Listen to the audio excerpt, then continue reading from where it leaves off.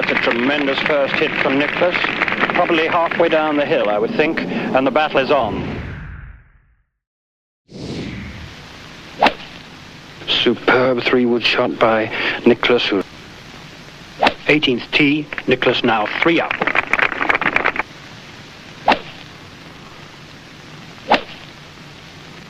Quickly.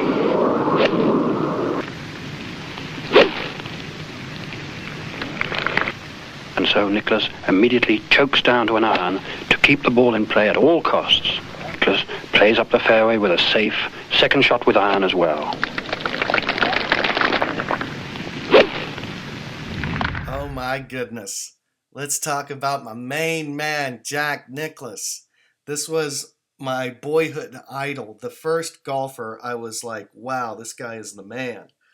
And he'd been the man long before I was born. But my earliest recollections are, I really remember 1980 at Baltusrol when he beat Asao Aoki. That was pretty amazing. And then he won the PGA again that year. And, you know, he just exuded all the things that I believe a golfer should really be. He was a gentleman. He was a great winner. And I often say that when you saw Jack Nicklaus on the 18th green shaking somebody's hand, you could never tell if he won first place or second place because he always reacted the same way, and that's with humble gratitude for his playing partner that took him to a higher level. I just think Jack is the greatest golfer that ever lived. He's obviously a great example of being a gentleman in the game. And my goodness, 18 majors, come on. And he never missed a kid's baseball or Little League football game. You know, he had 5 kids. I think that's one of the things that kept him sane, quite honestly. But let's take a look at some of these golf swings. My Lord. Okay, Jack hit the ball, I think, as far as anybody has ever hit it that played on tour. And the reason why I say that is because his long drive in the long drive championship they held in the 1963 PGA, they used to do that regularly. It was very popular. He hit it 342 yards. And they held the long drive competition at that same location just a few years back. And the winning drive was only 341 yards. So Jack hit it farther with an old Bellata golf ball, a driver that was 42 3/4 inches long with a wooden head. You know, so he could really, really get it out there. And we're going to watch why. Now look at this backswing. He takes it up nice and high. And look at how he really loads those hips.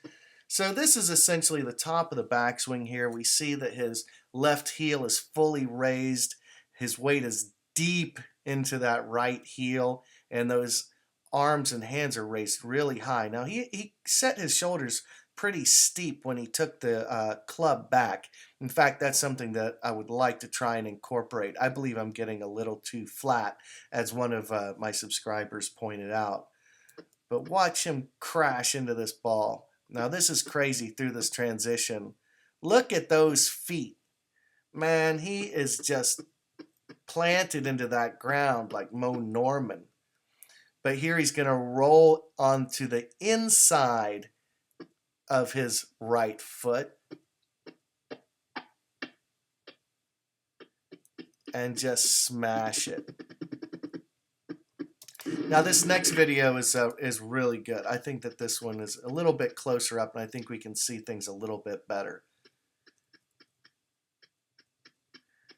Here we have Jack taking it nice and high.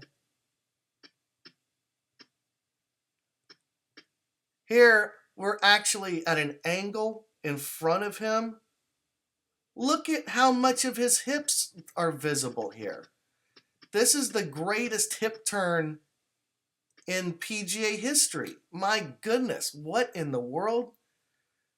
It's like, what I'm working on doing is turning so I feel like my hips and my chest and everything is facing away from the target. That's actually something I'm working on with my training to hit the ball farther.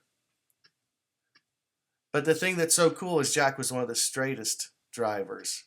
Here again, we see those feet firmly planted, terra firma.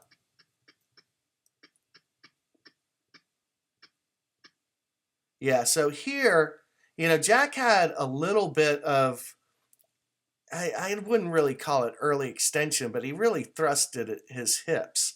There's a couple crazy things about Jack. I mean, that a lot of people might not like in modern technical instruction. But I don't care, man. He was the best ball striker, longest, straightest driver, I believe, in history. So here he is here. He's going to smash this thing. I want to talk about his high follow through. Just like, Ben Hogan had that really super high finish, it shows that he was really, really saving his acceleration for impact. I mean, he is still moving. Watch how high this extension is on this finish. I mean, that is Hogan-y. That is so freaking Hogan-y. It's incredible. I mean, that club is just pulling his arms off of his chest.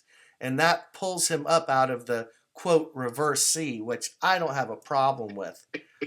Jack never had back problems. He played forever.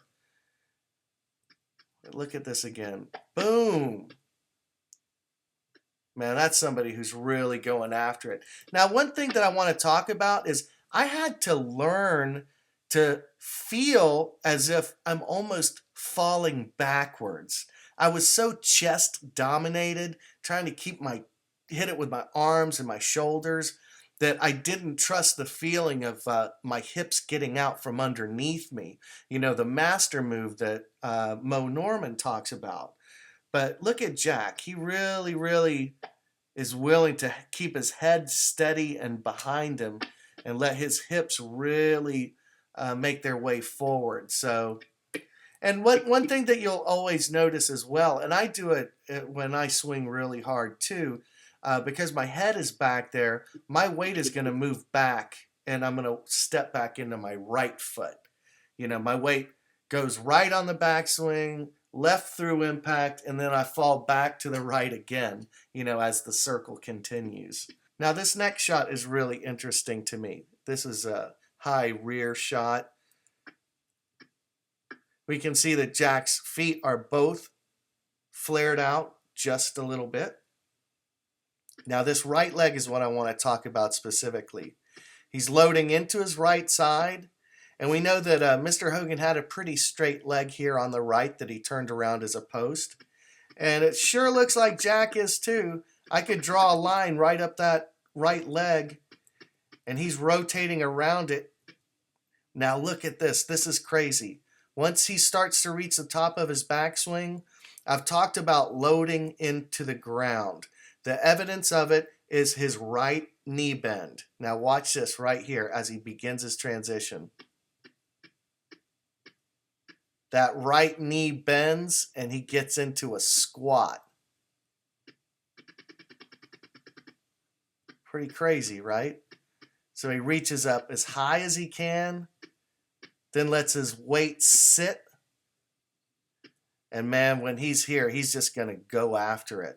And he's swinging in that circle. He's not hanging on or guiding the club head or anything like that. He's just letting it rip.